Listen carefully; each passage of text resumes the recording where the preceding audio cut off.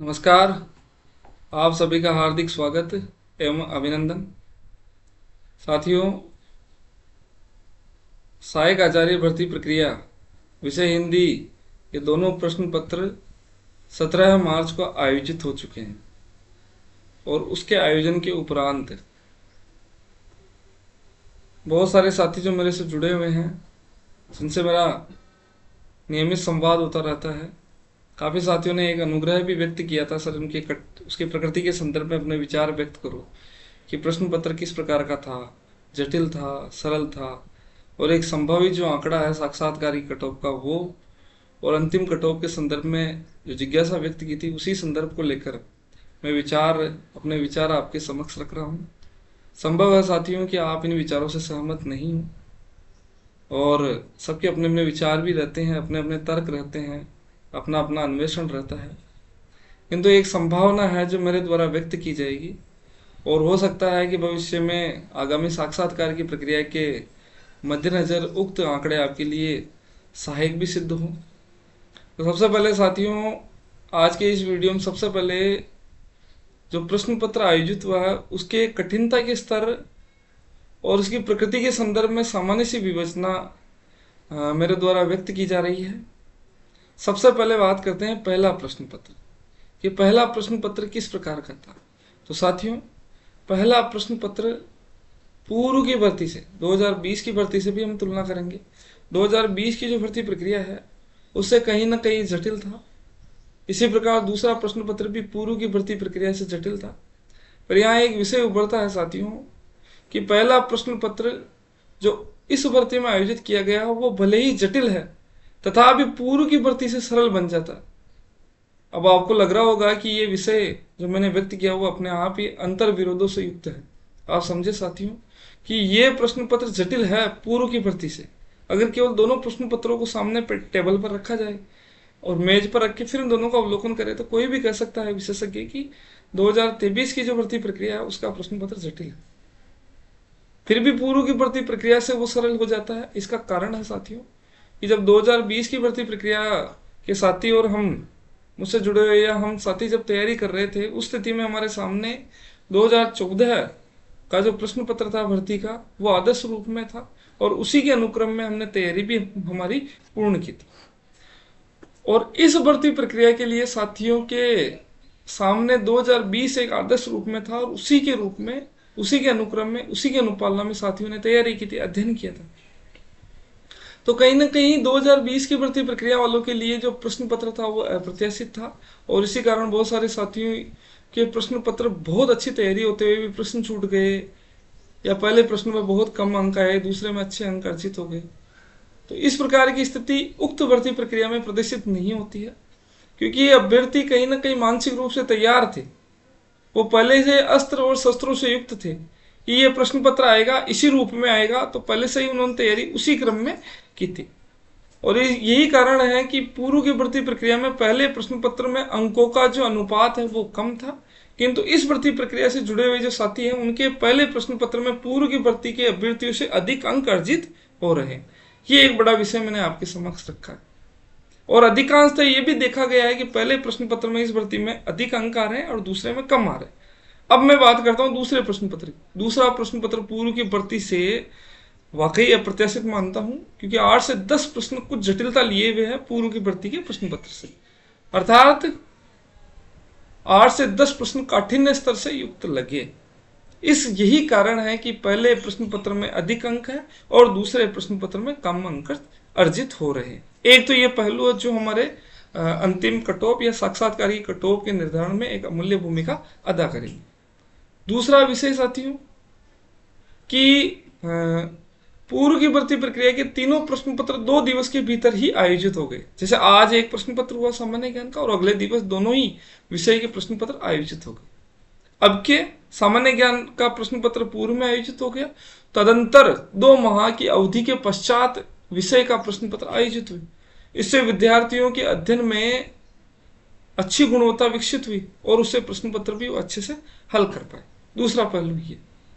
तीसरा पहलू है साथियों कि पूर्व की भर्ती प्रक्रिया में 66 पद थे, अब के 214 पद है और यहाँ ये पद अपने आप में बहुत इस असिस्टेंट प्रोफेसर की भर्ती प्रक्रिया में 214 पद किसी एक विषय के लिए वाकई एक बड़ी उपलब्धि मानता हूँ।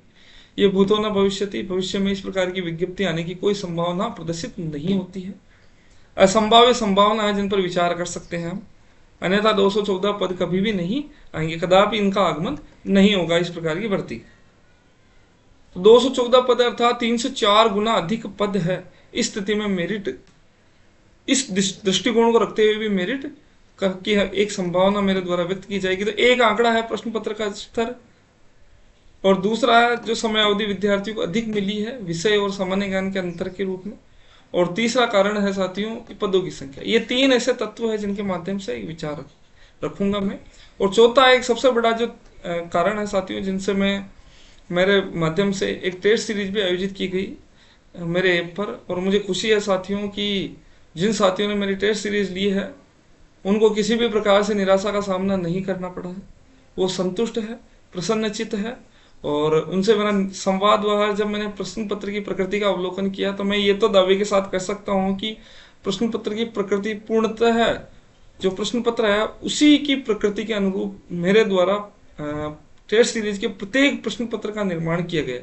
ये मान लीजिए साथियों 150 में से 125 से 30 प्रश्न दोनों ही प्रश्न पत्रों में उपयुक्त है, उपयुक्त नहीं है, संगत है, असंगत है, इसी प्रकृति के निर्मित किए गए थे। और पहला प्रश्न पत्र के संदर्भ में तो मैं कह सकता हूं अधिकांशतः प्रश्न या तो विकल्पों में से मिले हैं, या प्रश्न पत्र के मिले हैं, या उसी के इर्द गिर्द काफी प्रश्न बने हैं। तो एक ये मुझे अच्छा लगा है कि मेरे परिश्रम से और मेरे द्वारा जो प्रश्न बनाए गए उनसे साथियों को लाभ प्राप्त हुआ। और मैं भी ये भी आपसे अनुग्रह करूंगा, जिन साथियों ने टेस्ट सीरीज ली थी वो साथी अगर इस वीडियो को देख रहे हैं तो एक बार टीका अवश्य करें कि क्या आपको वाकई इन दोनों प्रश्न पत्रों की टेस्टों को देने के उपरांत क्या आपको अच्छा लगा, या आपको संतुष्टि मिली या नहीं मिली, या आप मेरे टेस्ट सीरीज किस प्रकार आपके लिए उपयोगी सिद्ध हुई। इन पर भी अपने विचार अगर आपको समय है तो आप रख सकते हैं, टीका लिख सकते हैं। तो उस टेस्ट सीरीज में जो साथी जुड़े हुए थे उनसे जो मुझे प्रतिपुष्टि प्राप्त हुई है, कितने अंक अर्जित हो रहे हैं, क्या स्थिति, उनके आधार पर भी मैंने कट ऑफ के संदर्भ में एक विचार मैं व्यक्त करूंगा, वो भी एक आधार है। और इसके अतिरिक्त जो ये व्हाट्सएप और टेलीग्राम में जो विभिन्न विषय रखे जाते हैं उनके माध्यम से भी मैं अपने विचार रखूंगा।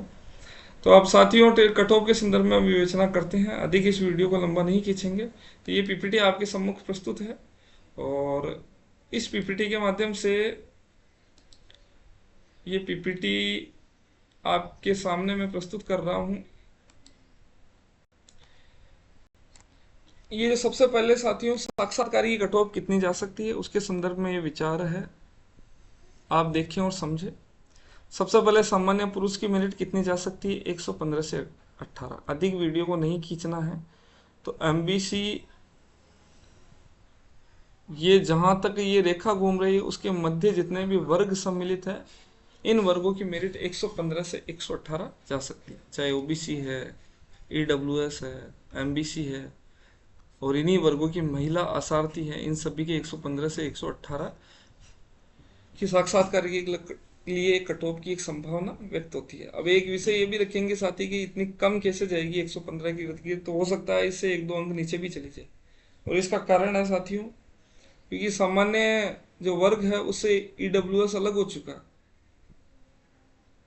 उस स्थिति में सामान्य वर्ग की मेरिट के लिए जो 90 पद है उसके 3 गुना अर्थात 270, 90 संभावना बता रहा हूँ, हो सकता है 1-2 पद कम ज्यादा हो।